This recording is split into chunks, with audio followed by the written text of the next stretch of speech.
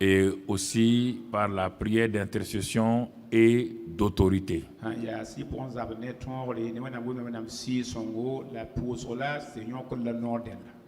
Ce sont ces enseignements qui permettent aux chrétiens d'avancer et d'aller de victoire en victoire. Et comme nous sommes dans la série Connaître les lois du ciel, donc nous continuons dans cette série-là. Mais nous avons voulu nous arrêter ce soir afin que, avec les uns et les autres, et aussi nos frères qui sont sur les réseaux sociaux, de pouvoir continuer d'affermir les cœurs des uns et des autres.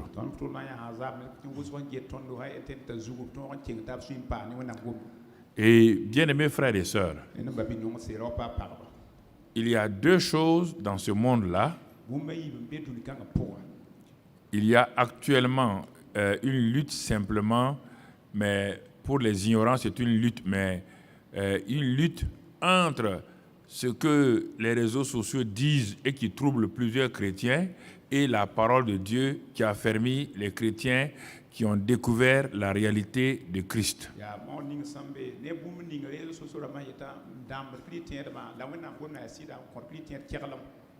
Et quand nous regardons tout cela, nous devons voir pour notre vie chrétienne quel est le rôle du Saint-Esprit et de la parole de Dieu dans le combat spirituel victorieux. Et si j'insiste sur cela, c'est parce que je sais de quoi je parle. Vous recevez une parole de Dieu, peut-être le dimanche, le mercredi, et dans toute la semaine, vous êtes assaillis par des messages négatifs de toutes sortes de choses sur vos téléphones.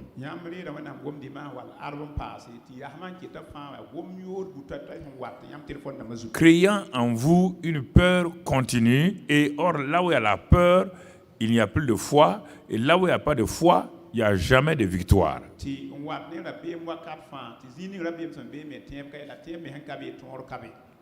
Et le thème qui nous a été donné est un thème d'actualité, le combat spirituel victorieux, mais plusieurs n'ont pas vu, ils pensent, nous sommes dans une année très très importante et dans une décennie très très importante.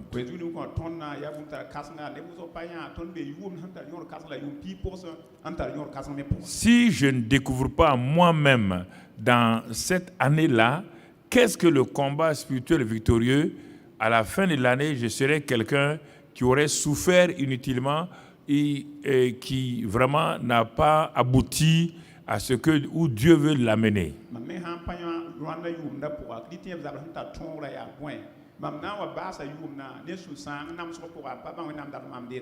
Et c'est pourquoi, en commençant par « Connais-tu les lois du ciel ?»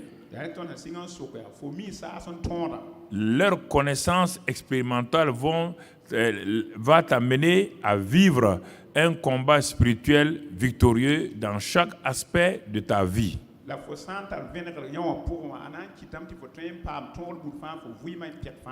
Et pour cela, le Saint-Esprit joue un rôle primordial. Alors, nous allons aller avec ce que nous avons vu le dimanche matin un peu, et ensuite combiner avec la parole, d'autres paroles, pour voir comment ceux qui nous ont précédés ont été victorieux dans les combats qu'ils ont eu à mener.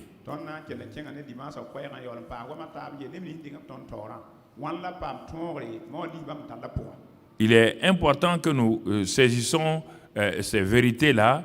Ça va nous permettre d'aller de l'avant.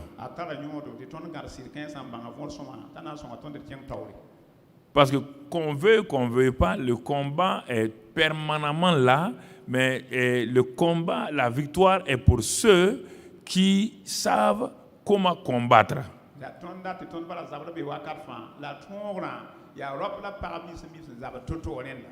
Allons prendre un peuple à qui Dieu a promis une terre formidable, extraordinaire, une terre où il y a le lait et le miel.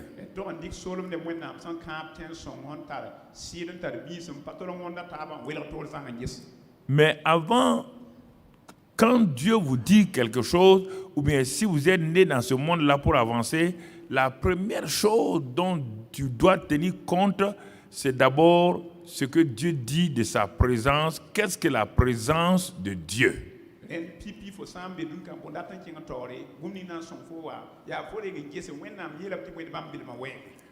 Dès que Jésus est ressuscité et qu'il était prêt pour aller au ciel, il arrête les premiers disciples et leur dit cette parole dans Matthieu 28, verset 20.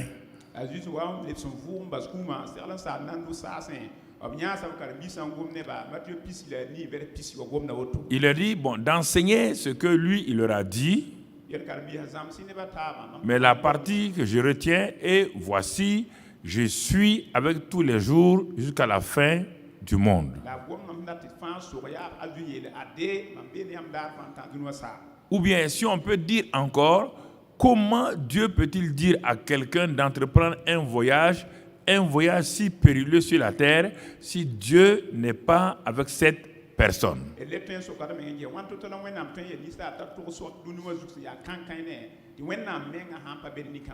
Le Seigneur savait qu'aucun de ses disciples-là, ceux qui l'ont trahi, qui ont leur faiblesse, ils ne pouvaient pas vivre une vie chrétienne victorieuse. Il le savait.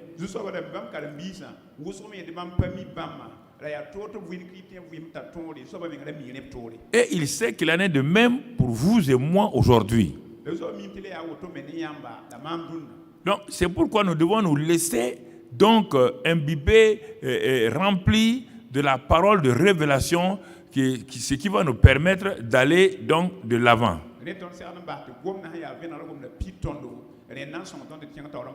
Et c'est pourquoi le rôle du Saint-Esprit et de la parole de Dieu sont des rôles très, très, très, très importants.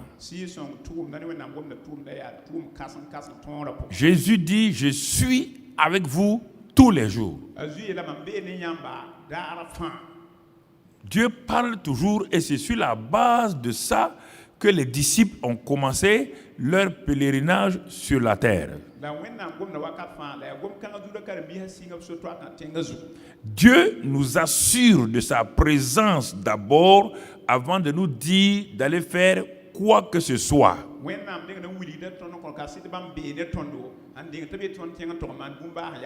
Dieu ne nous a jamais demandé d'aller faire des choses par nous-mêmes. Il dit, je vous envoie pour aller enseigner, prêcher, mais sachez, je suis avec vous tous les jours jusqu'à la fin du monde.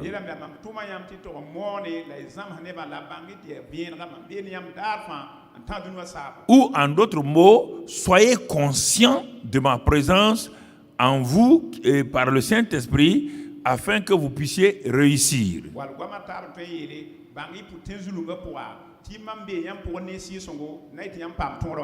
Donc, premièrement, Dieu nous assure sa présence en nous et avec nous. Et c'est pourquoi, pour ce peuple du livre d'Exode, Exode 13, et regardons, quand Dieu leur dit de partir maintenant, il les a libérés de la main de Pharaon. Regardons ce que Dieu va faire.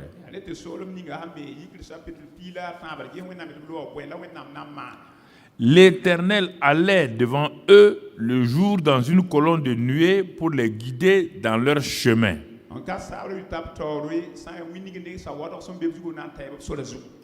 Et la nuit dans une colonne de feu pour les éclairer afin qu'ils marchassent jour et nuit.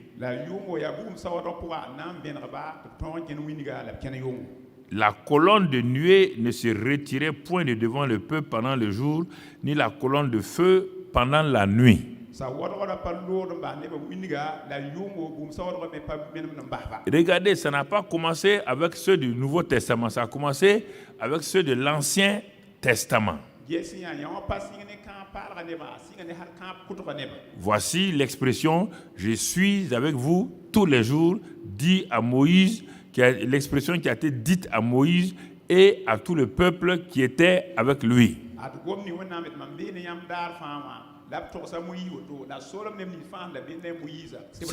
C'était aussi l'expression de ce que nous avons vu dans Matthieu 28 dans ce passage-là. Donc, le peuple et Moïse ont tous entendu la même parole, Ou, disons, dans les termes de la conférence de l'assistement, passons à l'autre bord, le bord de la bénédiction, le bord de la santé, le bord de la fécondité. Passons là-bas. Il n'a pas dit passer, passons là-bas.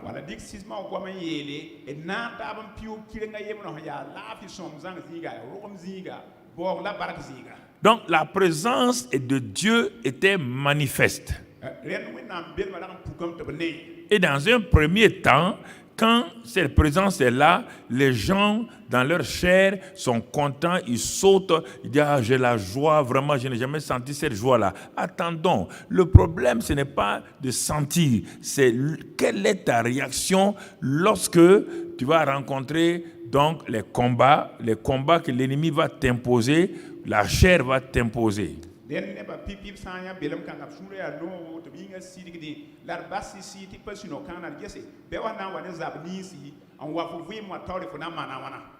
Donc vous voyez, l'Éternel allait devant eux.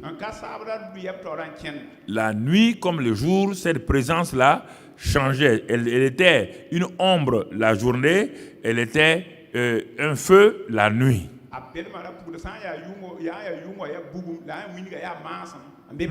Cette présence est en nous par le Saint-Esprit. C'est la même chose. La même chose maintenant, au lieu que ça soit visible comme cela, le même Saint-Esprit joue les deux caractéristiques pour que nous aussi nous marchions avec lui jour et nuit, parce qu'il manifeste son feu contre nos ennemis et il manifeste sa paix à l'intérieur de nous.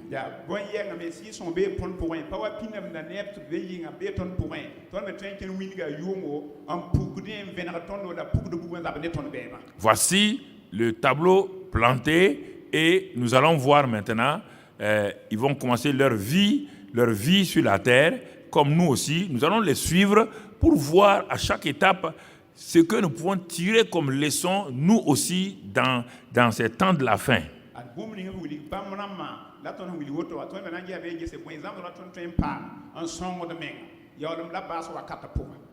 Donc, nous voyons ici, la chose principale, c'était d'abord la parole, ce que Dieu a dit. Et en cette parole qu'il a dite, plus sa propre présence. C'est ça qui doit me rassurer pour ma vie chrétienne sur cette terre-là. C'est ce qu'il a dit aux disciples dans Marc 4. Il dit, passons à l'autre bord, ensemble, passons à l'autre bord.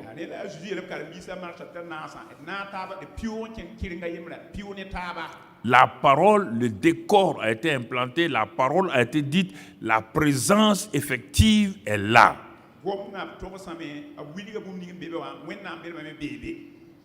Maintenant, regardons Exode 4, verset 1 à 4. Exode 3 d'abord. Exode 3, retournons à Exode 3 pour voir d'abord la vie de leur conducteur.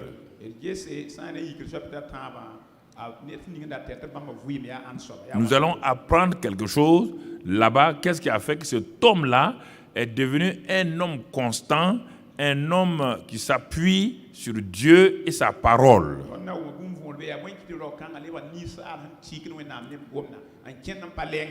N'oubliez pas que cet homme-là n'était pas un homme vainqueur, avait perdu la bataille qu'il a voulu mener dans Exode 2, quand il a voulu lutter pour son peuple. Il a eu tellement peur qu'il a fui dans le désert et il s'appelle Moïse.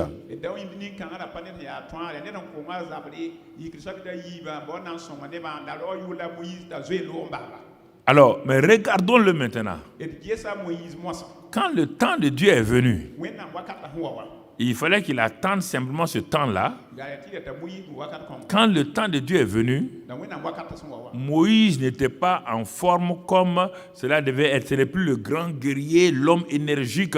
C'était un homme de 80 ans. Je voudrais que vous m'écoutiez attentivement. Ce n'est pas une prédication. C'est un enseignement pour vous révéler que les faiblesses de l'homme n'inquiètent aucunement Dieu.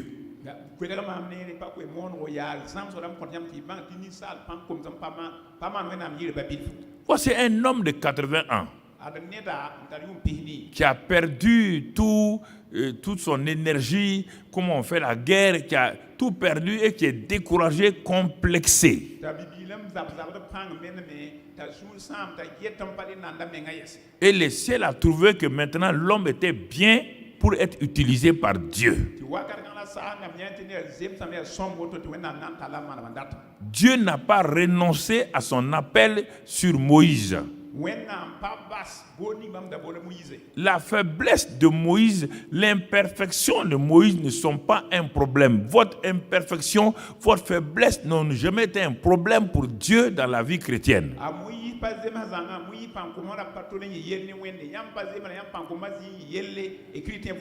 La seule chose, c'est la connexion que vous devez avoir avec Dieu qui vous manque. C'est ce qui fait votre grande faiblesse. Ce n'est pas votre faiblesse, votre ignorance, c'est votre faiblesse dans la chair qui fait le problème pour donc la victoire.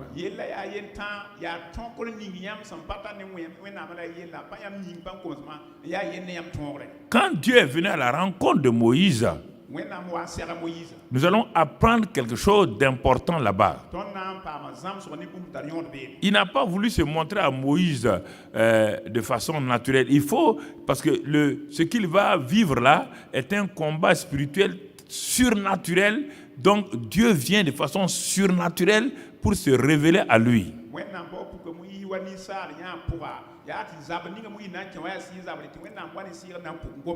Dieu va utiliser le naturel de Moïse avant de lui communiquer le surnaturel de Dieu.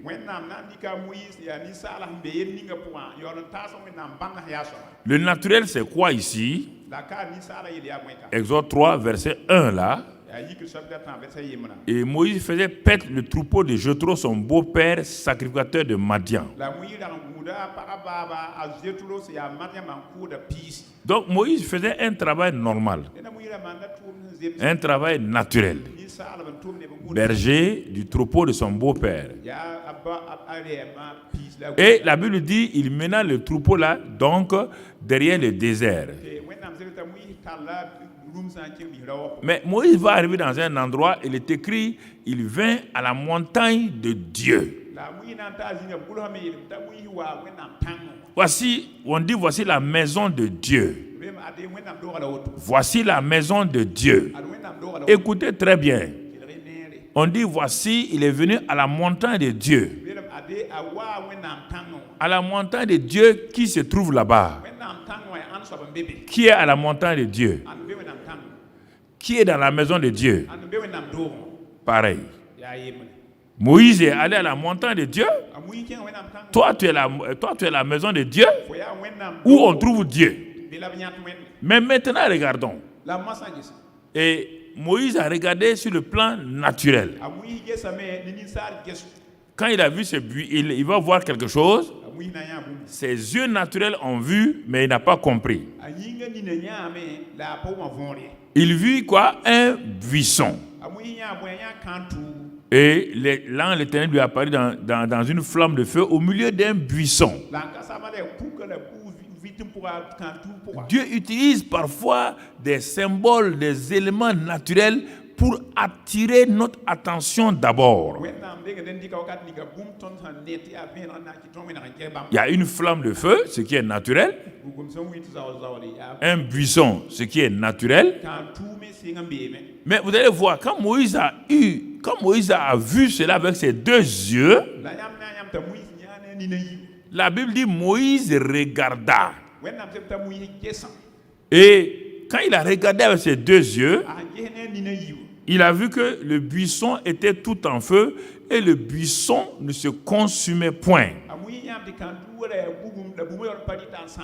Alors ça va amener une autre chose dans la vie de Moïse. Il y a souvent, Dieu vient dans le naturel, mais en même temps, il y a le surnaturel là, dans le naturel qui est caché et nos sens regardent, on ne comprend pas.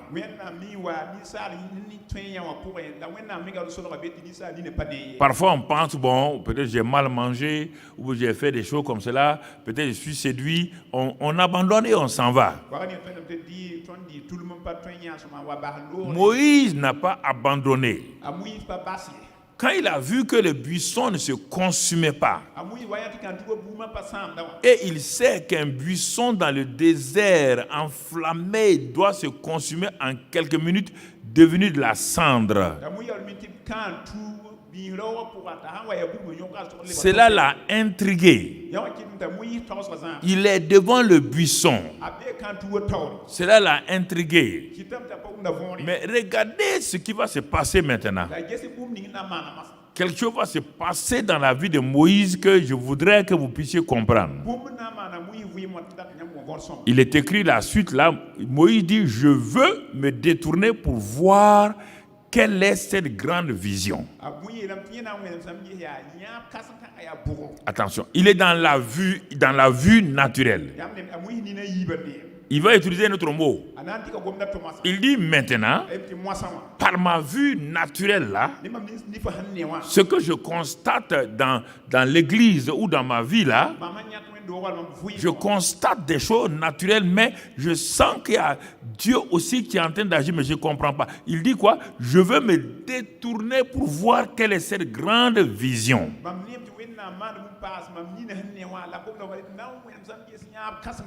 Et pourquoi le buisson ne se consume point? C'est cette curiosité que Dieu veut nous amener et que parfois nous restons tout juste dans le naturel et on se dit, ah bon, j'ai vu quelque chose de bizarre. J'ai vu quelque chose de bizarre aujourd'hui. J'ai eu un rêve bizarre là. On ne comprend pas. Et beaucoup de gens sont bloqués à ce niveau.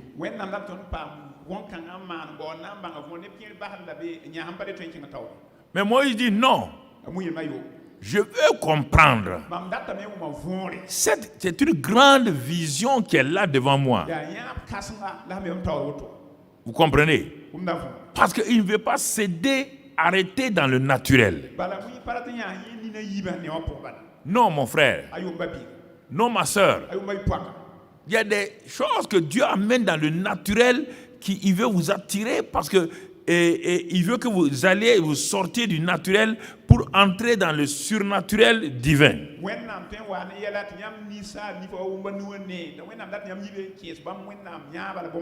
Même dans votre travail, même dans vos projets, dans tout ce que vous êtes en train de faire, Dieu veut vous amener à des niveaux parfois, mais vous ne comprenez pas.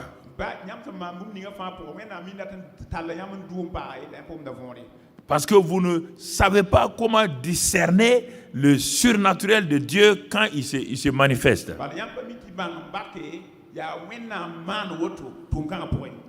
Il y a plusieurs années, bon, on était parti au Zimbabwe, mais il y a un jeune homme, un jeune étudiant qui était en train d'étudier dans sa chambre.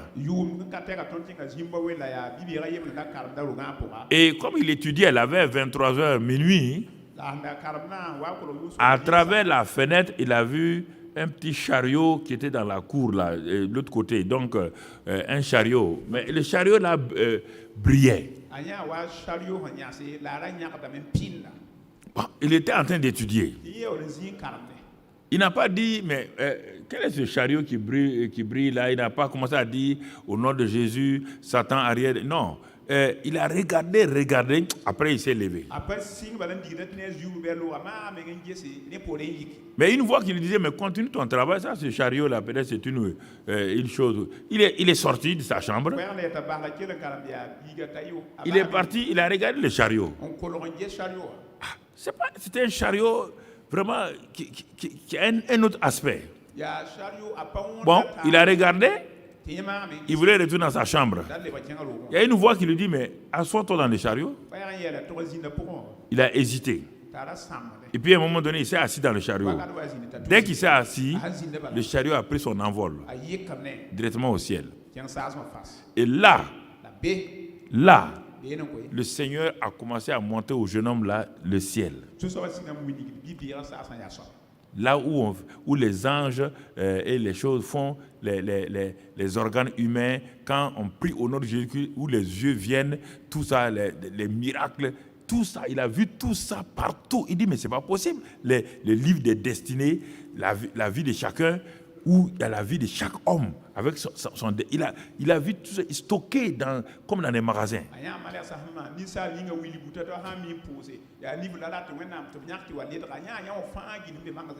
Quand le Seigneur a fini de lui montrer tout ça, le chariot est venu retourner, se déposer là où il était. Il croyait que c'était un rêve. Ce n'était pas un rêve. Il est sorti du chariot. Le chariot est parti. Quand il est rentré dans sa chambre, la vision que Dieu lui a donnée là a changé toute sa vie. Ses études étaient devenues secondaires. Il dit, mais Dieu ne peut pas m'amener dans cet endroit-là et puis venir rester, je vais chercher à être docteur ou bien ingénieur et tout cela. Dieu a commencé à l'utiliser parce que maintenant, il voulait obéir à Dieu. Et il a été un des grands hommes de Dieu sur la terre. Il y a plusieurs témoignages comme cela que j'ai vu avec des gens avec qui j'étais en contact et ils racontaient leur vie, comment Dieu s'est révélé à eux. C'est la même chose avec Moïse. Quand il s'est détourné, en ce moment, il va voir que quand il s'est détourné de ses propres pensées, on dit Moïse s'est détourné de quoi? Le buisson n'est pas derrière une montagne. Il a vu le buisson naturellement. Mais on dit c'est détournant. Il n'a pas dit qu'il a contourné la montagne. Non, on n'a pas dit qu'il a vu la vision de dos. On ne peut pas voir une vision de dos. Mais il s'est détourné pour voir. Et la suite dit quoi? Que quand Moïse s'est détourné, pour voir, regardez ce que Dieu va faire. Dieu dit, maintenant Moïse. Et Dieu l'appela du milieu du buisson. Dieu l'a appelé quand? Quand Moïse s'est détourné. Quand il s'est détourné des pensées naturelles. Quand il s'est détourné des choses naturelles. Quand il s'est détourné de ses soucis, de ses problèmes, de ses pensées négatives. Quand il a fixé toute ton attention sur ce buisson et surtout pourquoi il ne se consume pas, quel est le problème ou bien quel est l'élément qui fait que ce buisson naturel ne brûle pas en présence d'un feu?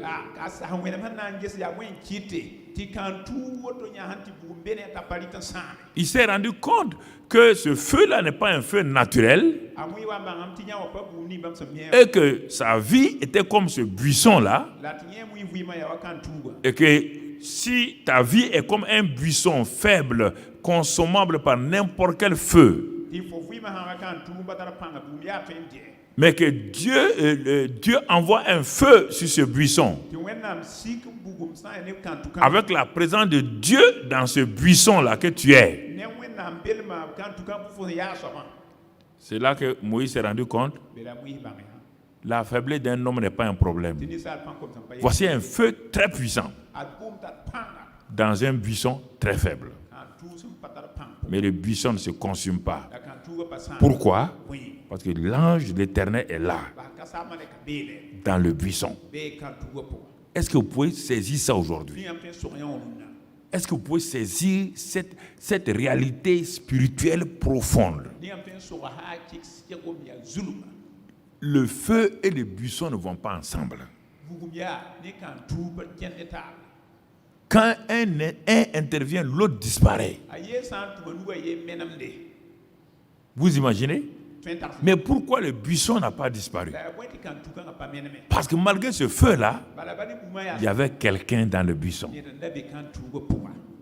C'est cette présence que je vais vous dire que jusqu'à présent vous luttez pour prier. Mais est-ce que Moïse a prié? Est-ce qu'il a prié? Non. L'ange d'Éternel était dans le buisson.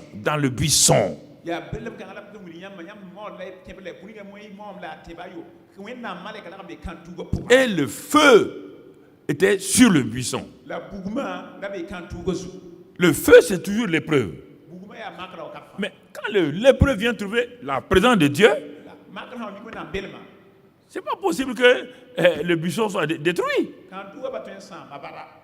C'est pas la peine de prier. Sois sûr que tu as accepté la présence de Dieu. Le feu là, tu ne peux pas l'empêcher. Il va venir. Mais tu vas entendre la voix de Dieu en ce moment difficile là. Tu vas entendre Dieu dire non. Il dit enlève tes souliers. Je suis là. C'est moi. Ce lieu-là est saint. Et c'est dans cette présence de buisson enflammé là que Dieu va changer toute la vie de Moïse. Que le Saint-Esprit va prendre cet homme de 80 ans là, donc mouler sa vie, métamorphoser sa vie, et quand il quitte cet endroit, c'est un homme nouveau qui s'en va à la conquête. C'est un vainqueur qui va pour vaincre Pharaon.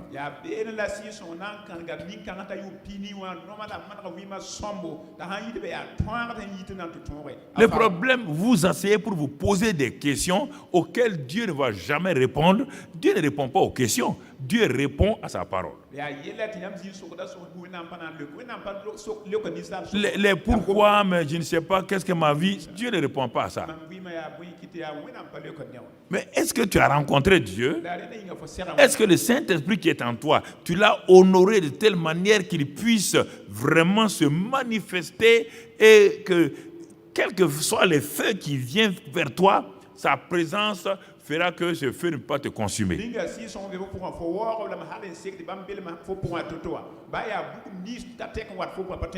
Donc Moïse a quitté cet endroit-là avec la présence de Dieu. Dieu a dit, je serai avec toi. Oui. Il dit, prends le bâton. Les signes, je les ai mis dans le bâton. Et c'est avec ça que Moïse va aller à la conquête. C'est avec ça que Moïse est placé comme plus que vainqueur. C'est ça seulement, Dieu dit à Moïse, bon, va, héros, mon héros, vas-y. Donc, c'est pourquoi on va revenir maintenant au voyage. Donc, il est dit que l'Éternel était dans la colonne de feu et dans la colonne de nuée, le jour et la nuit pour éclairer et puis pour leur donner donc l'ombre.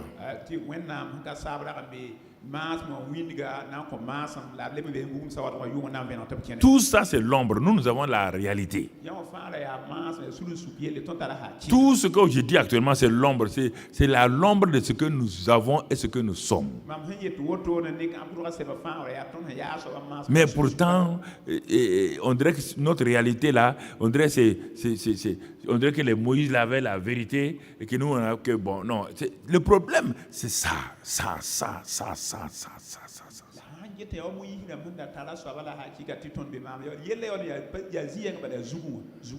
On s'est habitué à un christianisme de sentiments, sensations, à sentir les choses. Donc un christianisme à la limite charnel, si je peux dire cela.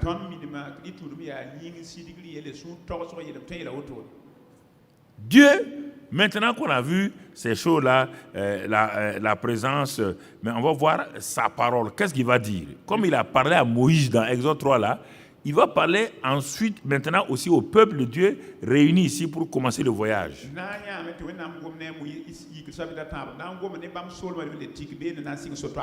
Il dit, Exode 14 maintenant, verset 1, l'Éternel parla à Moïse et dit, parle aux enfants d'Israël qu'ils se détournent et qu'ils campent devant puis à Aïrof. Tu vois, mais chaque fois c'est détourné.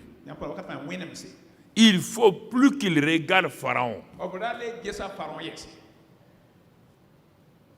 Ils n'ont qu'à multiplier Pharaon par 0. Il faut qu'il se détourne. Mais tu ne veux pas te détourner de ta vie passée. Tu ne peux te détourner de ta situation familiale. Tu ne peux te détourner de ta situation professionnelle. Toi, tu veux que Dieu vienne et faire les choses comme toi tu veux. Dieu ne le fera pas. Mais Pharaon était une réalité.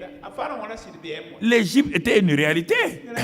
Mais Dieu dit à ton peuple de se détourner. Il faut que maintenant, ils aient une nouvelle mentalité qui se détourne de cette réalité pharaonique-là.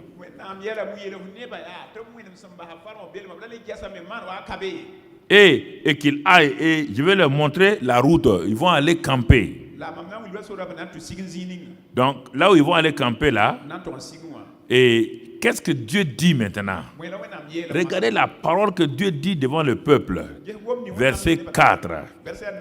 Verset 4. Dieu dit, j'endurcirai le cœur de Pharaon et il les poursuivra. Mais Pharaon et toute son armée serviront à faire éclater ma gloire. Et les Égyptiens sauront que je suis l'Éternel. Et les enfants d'Israël firent ainsi. Voici la parole maintenant sur laquelle ils doivent se baser. C'est pourquoi plus tard, quand tu vas voir Moïse parler, Moïse parle sur la base de cette parole-là. Si vous n'avez pas une parole, vous ne pouvez pas prier, vous ne pouvez pas faire des proclamations. Vous perdez votre temps en priant parce que vous allez vous baser sur quoi? Regardez les mots ici. Dieu dit, lui, il va endurcir le cœur de Pharaon. Parce que Pharaon et son armée feront éclater ma gloire. Ma gloire. Ils vont éclater ma gloire. Parce que je veux qu'ils sachent que je suis l'Éternel. Moïse s'est accroché à cette parole-là. Le peuple a entendu, mais le peuple n'a pas pris ça au sérieux.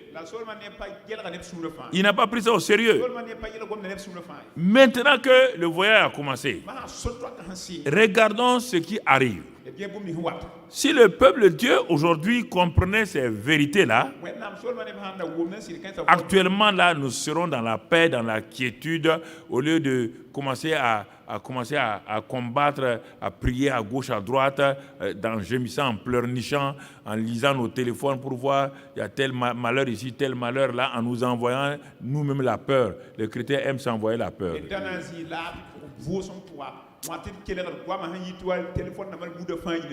Il faut réfléchir. Ce que tu envoies là, ça va affermir ton frère? Non. Ce que tu lui envoies là, tu veux créer la peur en lui. Ça vous sert à quoi? Ça, c'est pas informer quelqu'un. Une information qui donne la peur, c'est pas une information. Et vous-même, vous créez la peur entre vous. Et vous voulez venir maintenant à l'église pour qu'on vous réchauffe. Mais quand vous allez partir au dehors, là, vous gâtez tout ce qu'on vous a donné. Mais c'est ça qui va arriver à le peuple. Ils ont entendu que Pharaon là, quelle que soit sa puissance et tout, il fera éclater la gloire de Dieu. Dieu, les gens sauront que lui, il est l'Éternel. La situation est là, c'est la même chose. Pharaon, si on regardait, Pharaon semblait être plus stratégique, plus tactique que les enfants d'Israël. Il semblait être plus armé.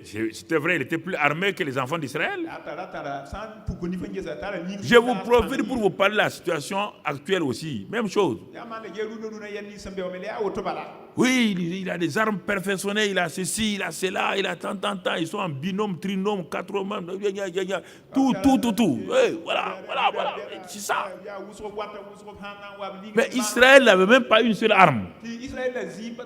Ils n'ont même pas été formés à la guerre. Des gens ont été esclaves 430 années. 430 années. On leur a retiré toutes les armes pour qu'ils ne se révoltent pas. On les a maltraités pour qu'ils soient complexés. Mais la différence entre Israël et l'Égypte, c'est Dieu. C'est Dieu. Et aujourd'hui, vous ne voulez pas tenir compte de ce Dieu-là. Certains disent, le gouvernement. D'autres disent, c'est tout cela. Ok. Vous avez entendu ce que Moïse a dit? Et Dieu a dit à Moïse, ils vont servir à faire éclater ma gloire. Si nous voulons que la gloire de Dieu s'éclate, nous devons accepter de croire sa parole et de nous appuyer uniquement sur sa parole.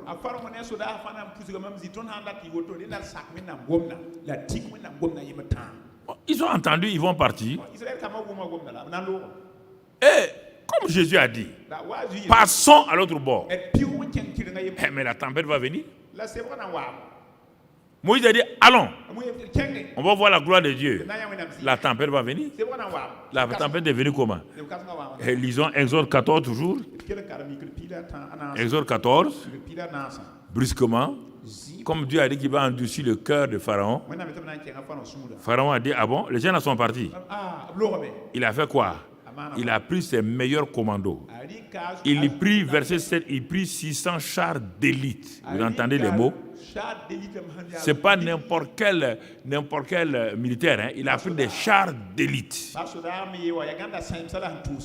Et tous les chars de l'Égypte, il y avait sur tous ces chars-là des combattants. Vous entendez? Pour poursuivre les enfants d'Israël qui étaient à pied, sans char, il n'y avait rien, ils étaient à pied, ils n'ont pas d'armes, ils n'ont rien, absolument rien.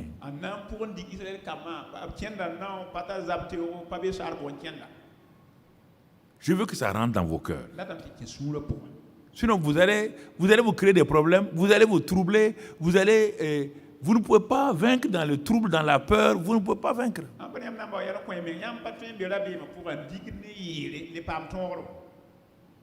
Ils ont poursuivi. Et à un moment donné, je croyais qu'ils devaient chanter, louer Dieu. Mais à un moment donné, au verset 10, il y a une expression, Pharaon approchait. Retiens cette expression, Pharaon approchait. On te dit que le diable tourne autour de toi.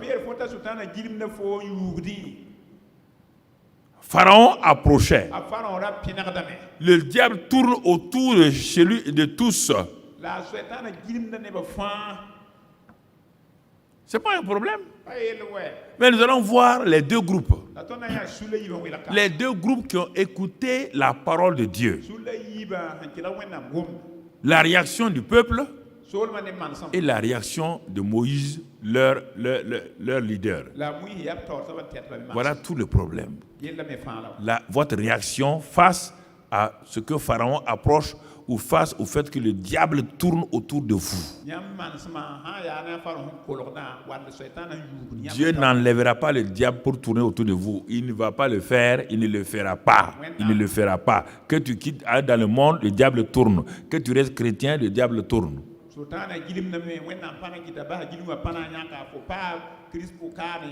La prière de personne ne va faire que le diable va s'éloigner. C'est ta propre manière, ton attitude qui fera que le diable s'éloigne de toi. On n'a pas dit que votre prière va faire éloigner le diable. Jésus résista au diable et il s'éloigna. La Bible dit soumettez-vous à Dieu, résistez au diable et il va s'éloigner. On n'a pas dit de prière. Résister sur la base de quoi? De la parole de Dieu. Pharaon approchait. Quand Pharaon approche, il y a toutes sortes de choses. Il y a les bruits des chars. Il y a la poussière qui s'élève. Il y a des cris de tous les côtés. Quand le diable s'approche, il lève la poussière partout. Il envoie des flots comme avec Jésus et ses disciples. Les flots de la peur, les flots de l'incrédulité, toutes sortes de flots viennent sur les nations, viennent sur les chrétiens, viennent sur le peuple, toutes sortes de flots. Pharaon approchait. Pour beaucoup de gens, Pharaon approche, la mort approche. Pharaon approche, la défaite approche. Pharaon approche, la pauvreté approche. Pharaon approche, l'échec approche. Pharaon approche, le divorce approche. Pharaon approche. Voici beaucoup de gens. Le fait que Pharaon s'approche, le fait que le diable tourne là, on parle de lui et première réaction de la majorité là, il y aura une réaction. Et qu'est-ce que la Bible dit? Les enfants d'Israël eurent une grande frayeur et crièrent à l'Éternel. On pense qu'ils vont faire un cri de la foi. Regardons leur cri. On dit qu'ils ont crié. Mais ils ont fait sorte de quelle sorte de cri? Ce sont des cris en quelque sorte d'accusation. Oh Dieu, je ne comprends pas. Et moi, j'ai tout abandonné. J'ai souffert entre les mains de ma famille. Mais maintenant, tu m'abandonnes. Il va t'abandonner. Si c'est ça ton cri, il va t'abandonner. Oh, j'ai subi beaucoup d'épreuves. Il va t'abandonner. Et il va le faire. Je te le dis clairement. Et il va le faire. Non pas qu'il le fait volontairement, mais tes propres cris vont t'éloigner de lui. Résumons avant de continuer. L'Éternel allait devant eux. Le jour avec quoi? Dans quoi?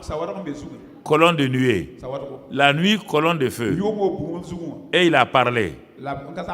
La présence du Saint-Esprit dans la colonne et la parole. Est-ce qu'il avait changé? Quand Pharaon approchait là, Dieu s'est éloigné. Hein?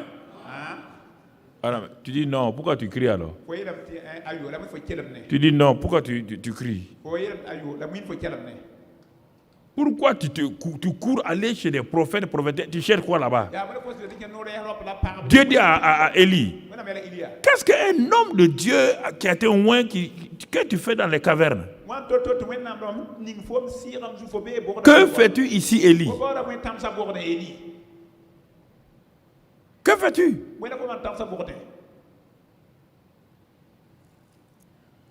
La parole de Dieu. La parole de Dieu, frères et sœurs. Vous qui êtes en contact avec nous, écoutez-moi. Le combat spirituel ne se mène pas en criant. Non, on a crié autour de Jéricho. Mais attends, ils ont crié. C'est pas leur cœur a été apaisé pour qu'ils crient.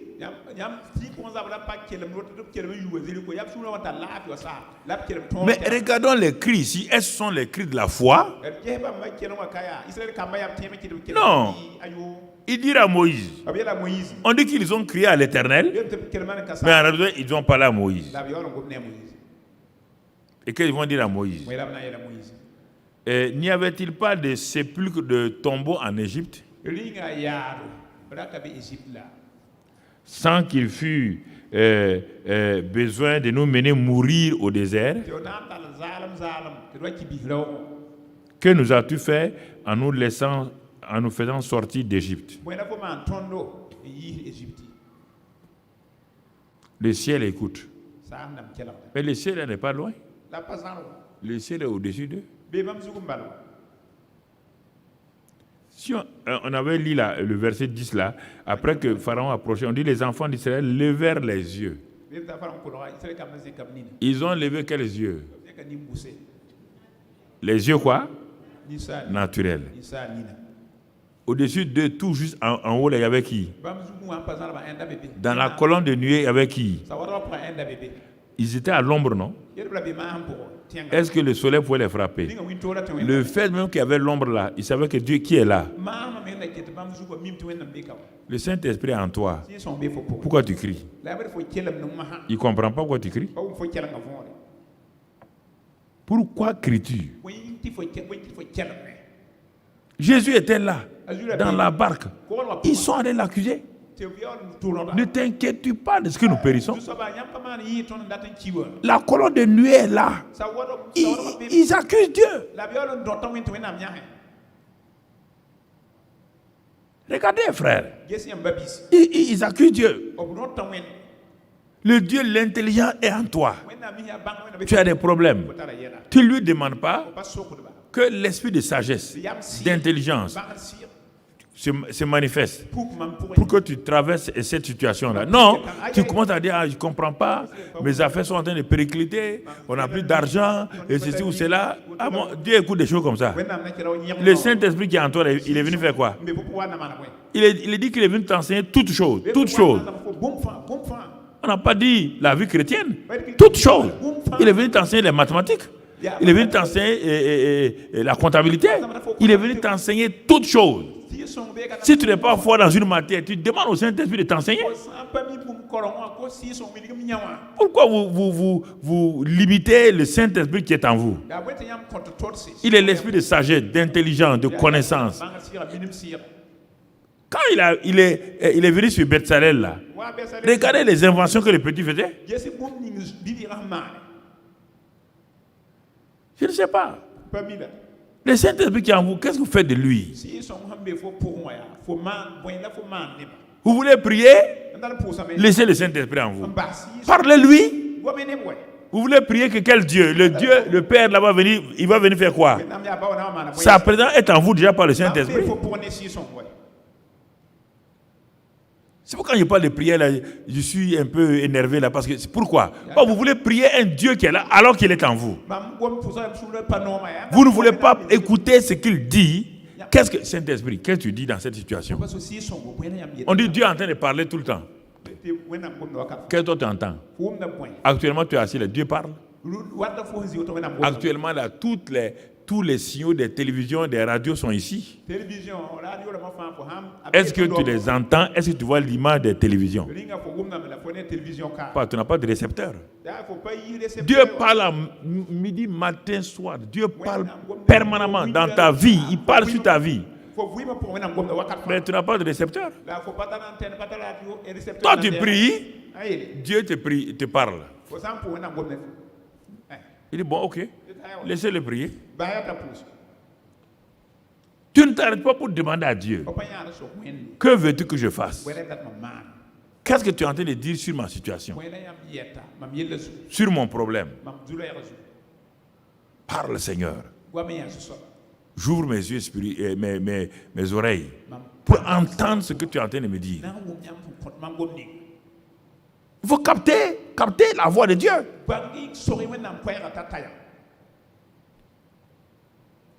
C'est ça le secret. Jésus a entendu la voix de Dieu. Tu es mon fils. Quand la voix de Satan est venue, il a mis au singulier la voix de Satan. Il dit, j'ai déjà entendu la voix de mon Père. Je n'ai pas à te prouver que je suis fils de Dieu. Le Père m'a dit, je suis fils de Dieu. Et qu'il met tout son plaisir, son affection en moi. Le Saint-Esprit te parle, il est en toi. Il dit qu'il parle, il conduit. Vous le négligez, vous dites au Père. Le Père n'a qu'à venir faire quoi? Il n'a qu'à venir faire quoi? Le Père n'a qu'à venir faire quoi? Le Père a envoyé le Fils. Le Fils a fini le travail. Il est parti s'asseoir avec le Père. Il dit que lui, il ne fait qu'intercéder auprès du Père pour toi. Sa prière ne faillit jamais. Il a envoyé quelqu'un qui parle. Il s'appelle le Saint-Esprit, le Paraclétos. Il est conseiller, ton conseiller personnel. Il veut te conseiller. Non, tu ne veux pas. Le Père n'a qu'à parler. Il ne parlera pas. Le Saint-Esprit est en toi. Et la parole écrite est là. Regardez. Est-ce que Dieu est si méchant? Tu dis à des gens de partir, d'aller dans le pays de la promesse. Et il s'arrête devant toi. Il dit, mais il a dit que Pharaon fera éclater ma gloire. Quand ils ont vu Pharaon là, ils devaient dire, hey, on va voir la gloire de Dieu. On va voir la gloire de Dieu. Dieu a dit qu'à travers Pharaon, il va faire éclater sa gloire. À travers les combattants de Pharaon, il va faire éclater sa gloire. Moïse, ce que tu nous as dit là, c'est vrai. Hein? Pharaon arrive, mais Dieu est là. Pharaon est en train d'arriver, mais Dieu l'a déjà dévancé. Dieu a dit toujours devance Satan dans ta vie. Tu te couches avec Dieu, tu te lèves avec lui. Satan arrive toujours en retard. Quand il arrive, il a déjà trouvé Dieu en place.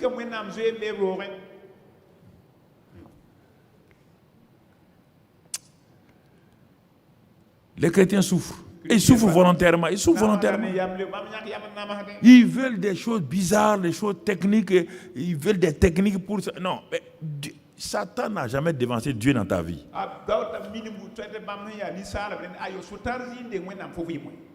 Il est déjà en toi. Le conseiller, l'enseignant. Il lève les yeux. Mais ils n'ont pas bien levé. Dieu au-dessus de leur tête. Ils ont levé les yeux à l'horizontale. Selon la capacité de voir Pharaon. Mais ils ont perdu la vision de Dieu. Et à cause de ça, voilà les paroles qu'ils vont dire.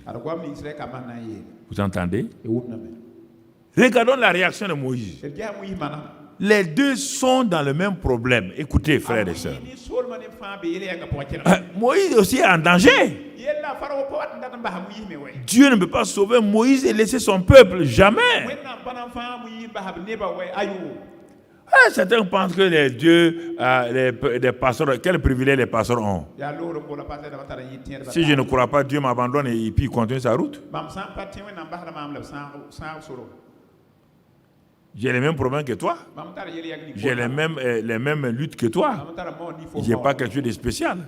Il faut arrêter cette idée que les pasteurs sont non. C'est un homme que Dieu a pris du milieu de vous et puis il l'utilise. Et ses luttes sont plus grandes que tes luttes. Moïse, quand il entend ça, Moïse aussi est là, il voit Pharaon, il voit la poussière de Pharaon, mais il a entendu. Regardez ce que Moïse va dire. Pourquoi Moïse parle-t-il ainsi? Il dit ceci. Il dit, et Moïse répondait au peuple, ne craignez rien. Nous sommes déjà vainqueurs. Ah bon? Moïse, nous sommes vainqueurs. Tu vois, c'est comme ça que vous trompez les gens là. De ne pas craindre. Tu vois pas la poussière? Mais et la nuée? La nuée est plus importante que la poussière. La nuée ne se dissipe pas. La poussière se dissipe. Mais la nuée est là, non? Bon, en tout cas, tu n'entends pas les bruits là? Mais vous n'avez pas entendu la voix de Dieu? Ouais, bien. Moi, il dit ne craignez point. Restez en place. Ne paniquez pas, ne courez pas. Peuple de Dieu, ne courez pas. Ça ne vous servira de rien, ne courez pas. Arrêtez de courir inutilement. Il n'y a que Dieu qui a la solution, aucun homme n'a la solution. Courir là, ça vous amènera nulle part. Nulle part. Nulle part. Dieu parle, mais on ne veut pas écouter. Tu comprends? Tu saisis? Mais on ne fait pas attention. Fais pas attention. C'est des choses importantes. Il dit, restez en place. Et regardez la délivrance que l'Éternel va vous accorder en ce jour. Mais on dit, mais Moïse, tu t'appuies sur quoi pour dire ça? Dieu a dit qu'il fera éclater sa gloire un pharaon. Est-ce que Dieu ment? Ils ont dit non. Est-ce que Dieu, ce qu'il dit, il veille pour l'accomplir? Ils ont dit oui. Alors, restez sur place. Ne craignez pas. Regardez la délivrance. C'est-à-dire, voyez déjà la délivrance. Voyez déjà la victoire. On n'a pas dit que Pharaon n'est pas réel. On n'a pas dit que la poussière là n'est pas réelle. On n'a pas dit que les symptômes dans ton corps là ne sont pas réels. On n'a pas dit que les difficultés familiales ne sont pas réelles. On ne t'a jamais dit ça. On n'a pas dit de fermer les yeux sur ta douleur, ta maladie. On n'a pas dit ça. Les problèmes de ton entreprise, on n'a pas dit de fermer les yeux. On te dit de regarder la délivrance. Chaque problème dans la vie d'un chrétien est un pharaon que Dieu va utiliser pour manifester sa gloire dans ta vie, dans tes affaires. Mais il faut travailler en partenariat avec Dieu. On dit avec Dieu, vous ferez des exploits. On n'a pas dit allez-y faire des exploits. C'est avec Dieu. Moïse a dit non, attention, on a une équipe. Hein? Notre équipe, le capitaine, c'est le Saint-Esprit. Nous sommes les joueurs. Nous devons écouter la voix du capitaine. Il est capitaine entraîneur en même temps. Écoutons sa voix et nous allons réussir. Regardez la délivrance que l'Éternel va vous accorder. Il dit, regardez bien les Égyptiens là. Vous les voyez avec vos yeux naturels. Mais ces choses naturelles là, visibles là, dans quelque temps, seront invisibles. Mais les choses invisibles là, votre victoire là, votre délivrance là, votre guérison là, sera visible bientôt.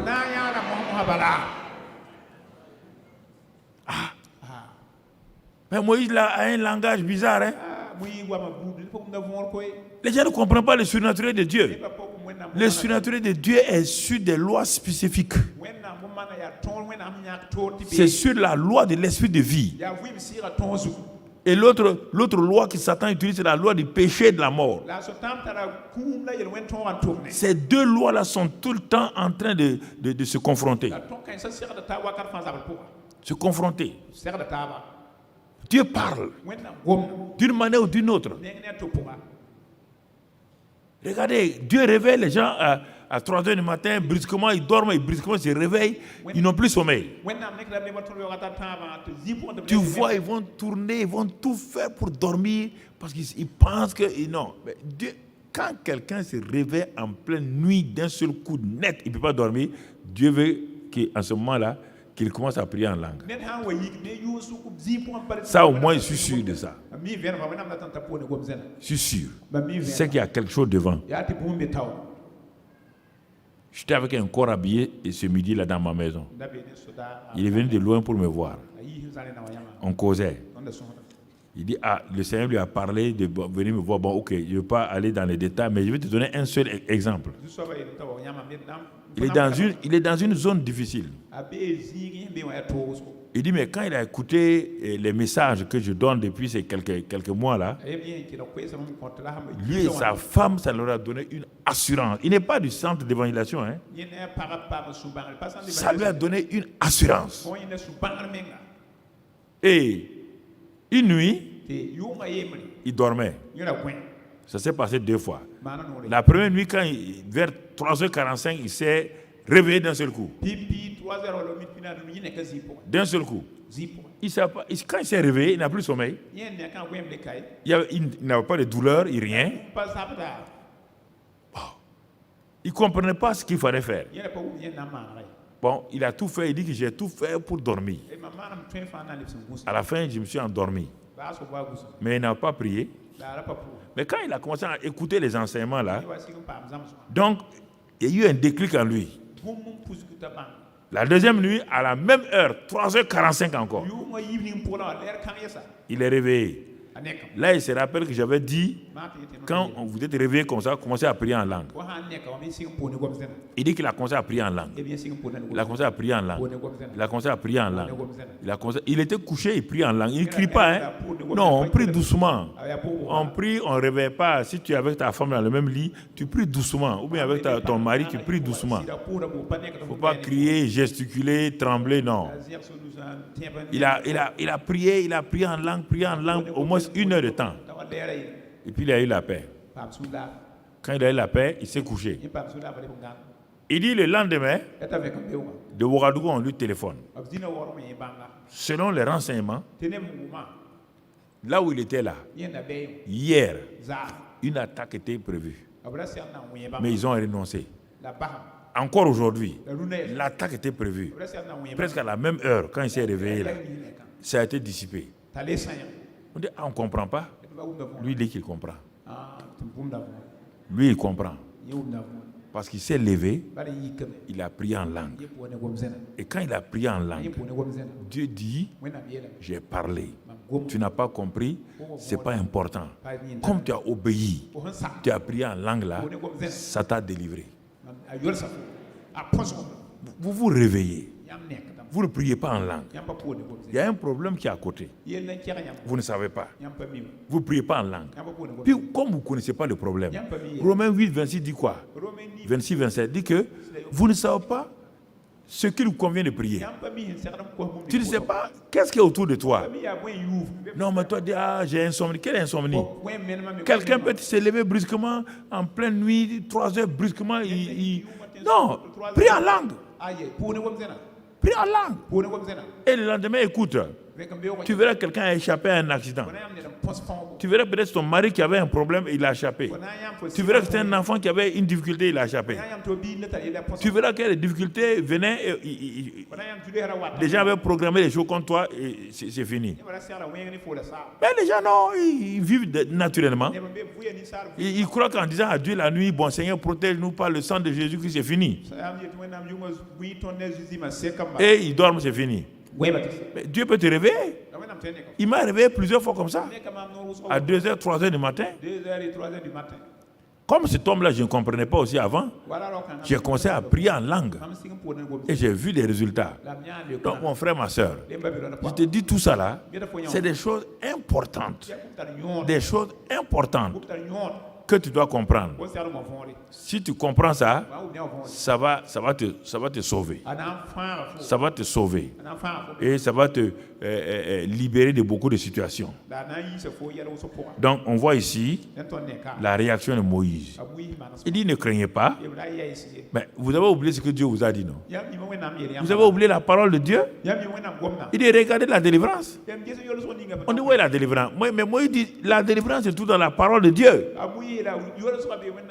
Et cette parole de Dieu dit que Dieu dit qu'il fera éclater sa gloire. Voilà la délivrance là-bas. Non, nous voulons avoir des choses bizarres. Non. Dieu a déjà dit qu'il fera éclater sa gloire. Notre délivrance vient de cette parole-là. Notre délivrance ne vient pas de la prière. Non. Vient de ce que Dieu a dit. Il dit, bon, Dieu vous a dit quoi? Qu'il fera éclater sa gloire et que l'armée de Pharaon là va disparaître. Donc c'est pourquoi il dit, les Égyptiens que vous voyez là aujourd'hui, vous ne les verrez plus. Moïse est habitué à voir l'invisible. Il est habitué à ça. C'est pourquoi dans Hébreux 11, versets 26 et 27 là, quand tu lis la vie de Moïse là-bas, tu vas comprendre. Quand Moïse est revenu là, tu vas comprendre. Hébreux 11, 26, 27. Qu'est-ce qu'il dit là-bas? Il est dit que Moïse regardait l'eau propre. Il n'a pas vu Christ, mais il voyait déjà Christ. Il regardait l'eau propre de Christ comme une richesse plus grande que les trésors de l'Égypte. Les trésors de l'Égypte étaient là. Et l'Égypte était une grande puissance. Il avait l'élévation, il avait la gloire. C'est le futur pharaon. Les richesses sont là. Mais Dieu, le Saint-Esprit l'a amené à voir Christ loin. Quand il a vu ça, il dit non, il préfère quitter l'Égypte.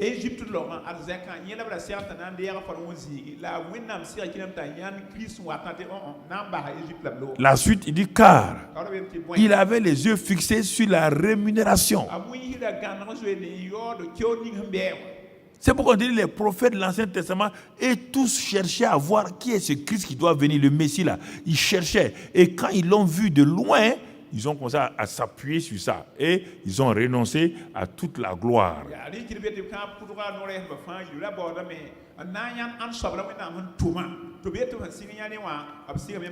David dit, je l'ai vu à ma droite. Il est assis à ma droite, attendant que ses ennemis soient son marchepied.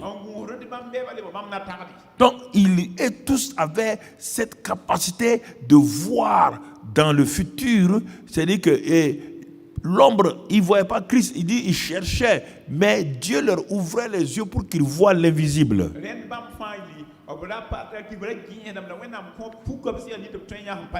C'est pourquoi dans 2 Corinthiens 4, 18, Paul dit la même chose. 2 Corinthiens 4, 18. Paul dit, qu'est-ce qu'il dit? Parce que nous regardons non point aux choses visibles, mais à celles qui sont invisibles. Les choses invisibles sont liées à la parole de Dieu. Quand on dit les choses invisibles, les gens veulent ouvrir les yeux, ils veulent voir des anges, peut-être bouger, des choses bizarres. Non, ça, les choses invisibles sont d'abord liées à la parole de Dieu.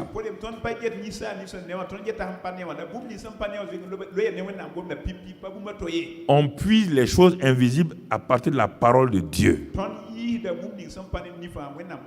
La guérison est une chose invisible, mais elle vient de la parole de Dieu. Quand Dieu dit par ses meurtrissures, c'est là-bas que ça vient. Donc, c'est l'invisible qui commande le visible. Tu peux le lire dans Hébreux 11, versets 2 et 3. Tu vas le voir là-bas. Hébreux 11, tu vas comprendre là-bas. Hébreux 11, versets 2 et 3. Tu peux voir là-bas et tu vas bien saisir ce que la Bible nous dit. Hébreux 11, il dit, pour l'avoir possédé, les anciens ont obtenu un témoignage favorable.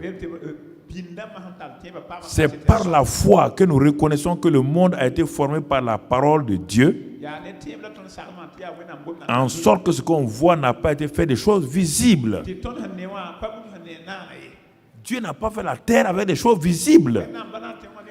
Il a fait la terre avec sa parole. Et regardez, frères, Dieu dit que la terre, que le soleil soit. Dieu dit ça, que les poissons soient là. C'est à la parole qui est invisible là que Dieu a créé les choses. Donc, tu ne peux pas avancer, avoir la victoire si tu n'es pas lié à la parole. Quand la parole est là, le Saint-Esprit agit. Et c'est pourquoi quand Dieu a parlé, tu dois parler comme lui, comme on a vu 2 Corinthiens 4. J'ai cru, je parle, nous croyons, nous parlons.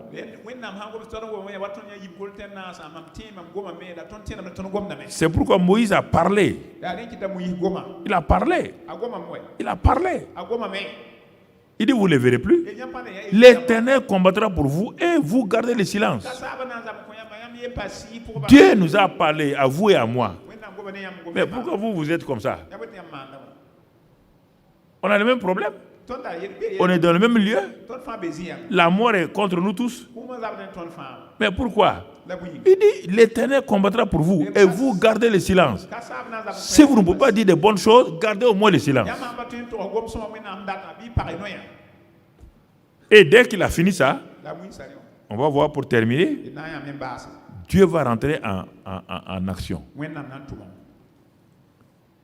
C'est votre attitude, votre foi qui font entrer Dieu en scène.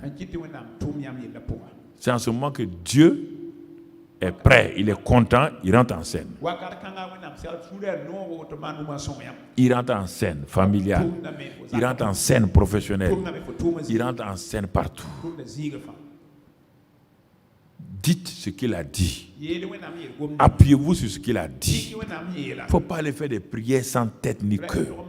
Seigneur, tu vois, vraiment ça ne va pas. Sur quoi tu t'appuies? Qu'est-ce que Dieu t'a dit quand tu dis ça ne va pas là? Dieu t'a dit que lui, il va faire quoi sur la base de ce que ça ne va pas là? Il t'a promis quoi? Que quand tu dis comme ça. Le problème, je vous dis encore, tant que vous ne serez pas des disciples de la parole de Dieu, pour avoir des percées surnaturelles, c'est difficile. C'est-à-dire que vous appuyez sur 2 ou 3 petits versets quelque part là que vous captez et vous Dieu va m'élever. Tous les jours, Dieu va t'élever. Toi, tu ne fais rien, tu n'as pas confiance en Dieu. Vous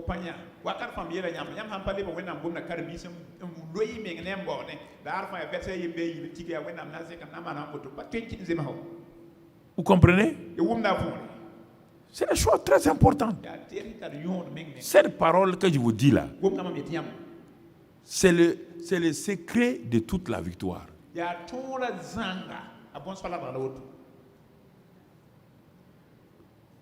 C'est pourquoi quand il y a des choses, quand je dis là, je vois que vous ne saisissez pas. Il y a des paroles que je dis pour votre vie qui scellent votre vie, et à cause de ça, vos paniers que vous posez là devaient être remplis. Mais vous voulez attendre quand on dit maintenant, vous serez béni. En ce moment-là, il n'y a rien, parce que tu seras béni. C'est pas moi qui t'ai béni. Tu es déjà béni. Maintenant, les paniers devaient passer de rangée en rangée. Ça là, c'est Dieu m'a donné.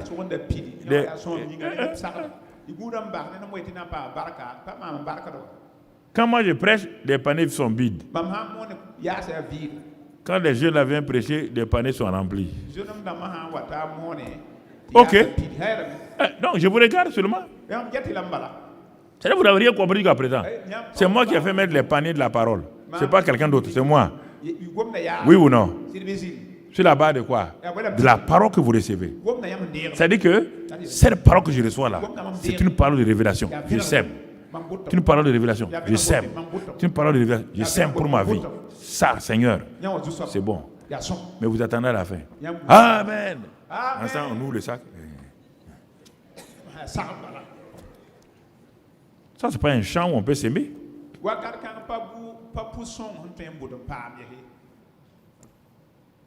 C'est ça. Regardez. Ce que je vous ai donné ce soir-là, il n'y a pas un message qui peut être plus que ça. Si vous voulez le matu vu, il n'y a pas de problème. Moi, je ne suis pas un matuvitiste.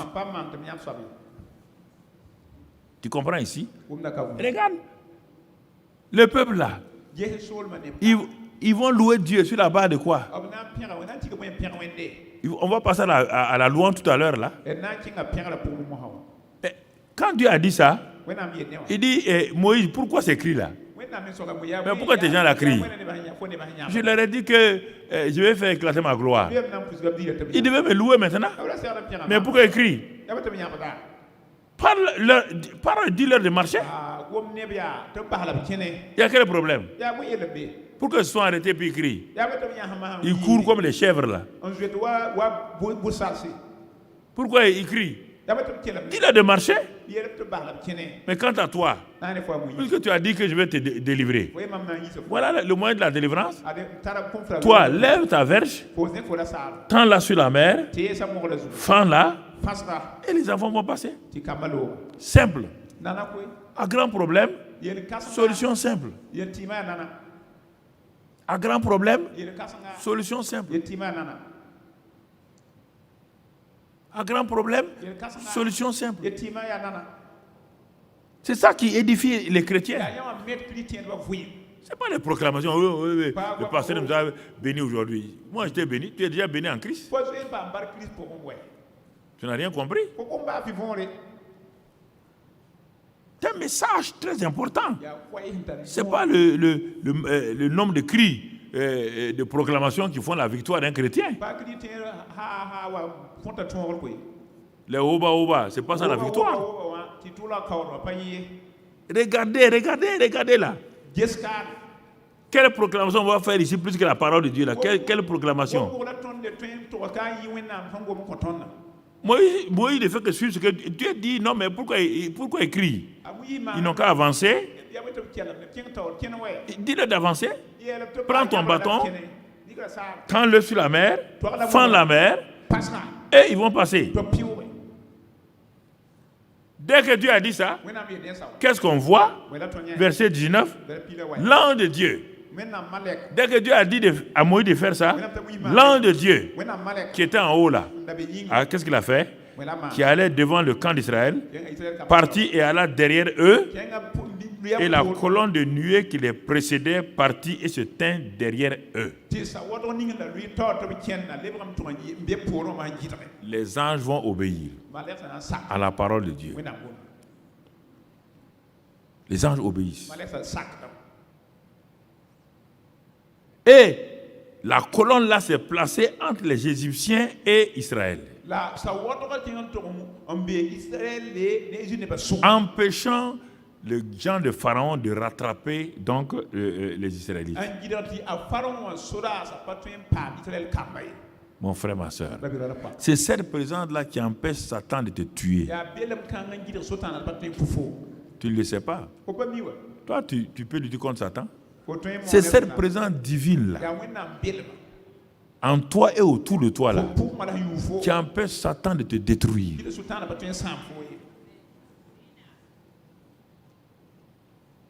Qui fait qu'il ne peut pas t'approcher parce que tu es entouré par un feu.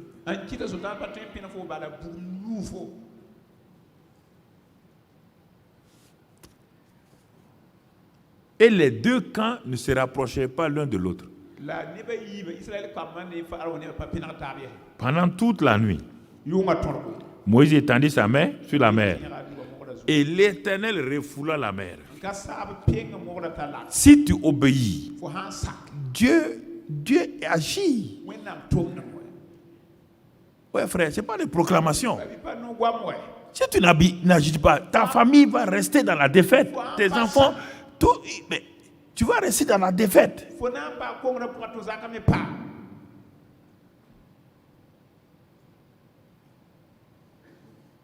Ce n'est pas une théorie.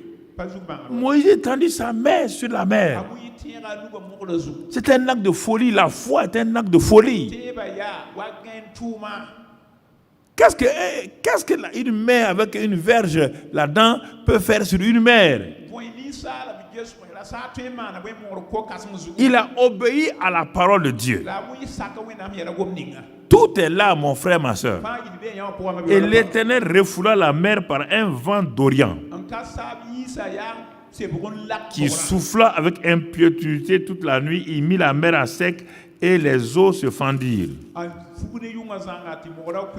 Les enfants d'Israël entrèrent au milieu de la mer à sec et les eaux formaient comme une muraille à leur droite et à leur gauche.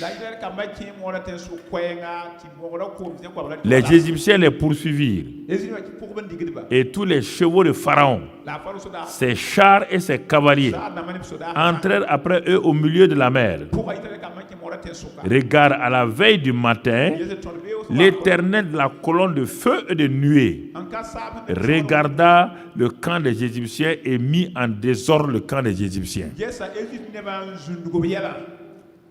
ne vais pas faire des proclamations. Hein. C'est ça que tu attends, je ne ferai pas. Ne t'inquiète pas, je ne ferai pas. Je ne suis pas ton griot. Tu as une bouche, tu peux le faire toi-même. Okay. Tu comprends? Voilà.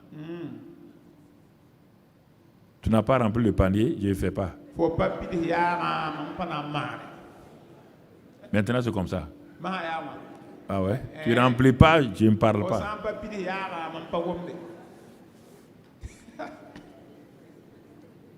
Les Égyptiens les poursuivirent. Et tous les chevaux, ils entrèrent. Qu'est-ce que Dieu va faire? Comme ils sont plus rapides que le peuple d'Israël là, Dieu ôta les roues. Il a dit aux anges d'ôter les roues des chars. Et rendit la marche difficile. C'est pourquoi dans tes rêves, là, même quand tu rêves que tu cours devant Satan et il est plus rapide, les choses, il n'arrive pas à te rattraper. Dieu a ralenti leur course. Oh,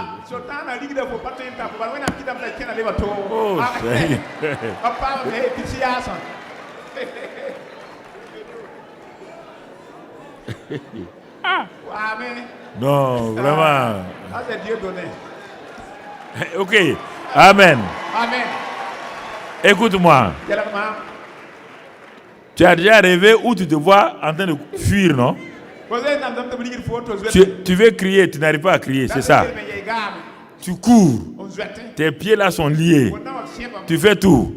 Mais pourtant, celui qui est derrière toi là n'arrive pas à te rattraper. Ça veut dire quoi? Dieu a enlevé les roues de son char.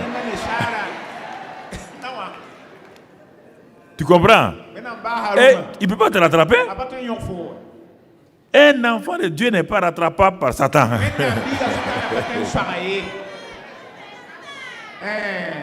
Au nom de Jésus,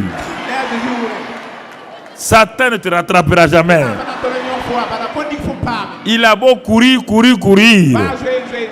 Dieu enlève toutes ses roues au nom de Christ Jésus. Parce que tu es important à ses yeux. Parce que le sang a été coulé pour toi. N'oubliez pas que Exode 12, le sang avait coulé, non? Dieu dit quand il voit le sang, il passe. L'ange de la mort passe. C'est pourquoi tout ange de la mort passe au-dessus de toi. Les anges de la pauvreté passent au-dessus de toi. Les anges de la destruction passent au-dessus de toi. Il ne peut pas t'atteindre. Toute flèche envoyée contre toi retourne contre son envoyeur. Toute malédiction prononcée contre toi retourne sur l'envoyeur. Le Dieu de grâce et de paix te conduit au nom de Christ Jésus. Israël est passé de l'autre bord, oui ou non? Ils sont passés au bord de la victoire, oui ou non?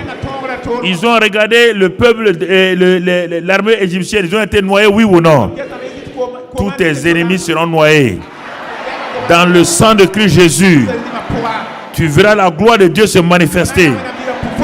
Dieu te fait échapper de toute mer. Toute mer rouge programmée contre toi est fermée maintenant. Est fermée sur tes ennemis au nom de Christ Jésus. Et la gloire de Dieu va t'accompagner de gloire en gloire. La bonne main de Dieu sera sur toi. Il te dirigera, te conduira. Et sa gloire sera manifestée. Alors, 1 minute pour terminer.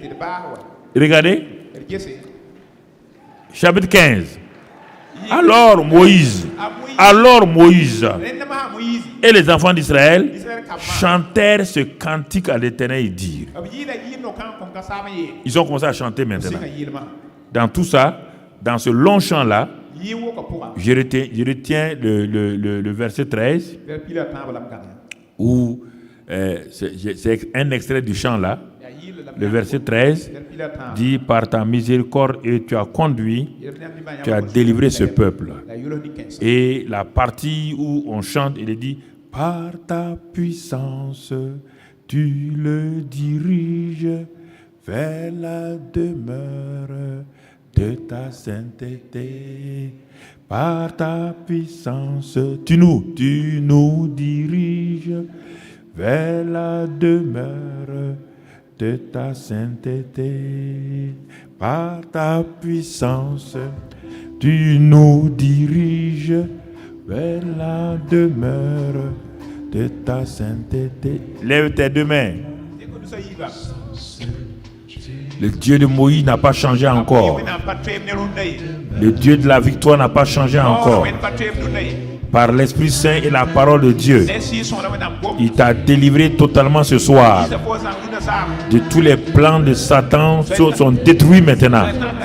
La grâce de Dieu repose sur toi et l'amour de Dieu est sur toi ce soir. Quand tu vas partir chez toi, tu verras la grâce de Dieu sur ta vie. Tu verras la main de Dieu sur ta vie. Il va te sortir de ces situations difficiles. Il va t'élever parce qu'il t'aime. Et son amour pour toi est réel. Et sa grâce est puissante. Son amour est puissant. Et il te protège de toutes les attaques de l'ennemi par le sang de son fils Jésus. Tu échappes à tout ce que Satan a programmé. Les plans de Satan sont détruits. Et au travail, tous tes ennemis, on va les affecter bientôt. Tu verras la gloire de Dieu sur toi de façon manifeste. Remercie le Seigneur, remercie-le. Par ta puissance, tu nous diriges par la demeure de ta sainteté. Par ta puissance, tu nous diriges vers la demeure de ta sainteté.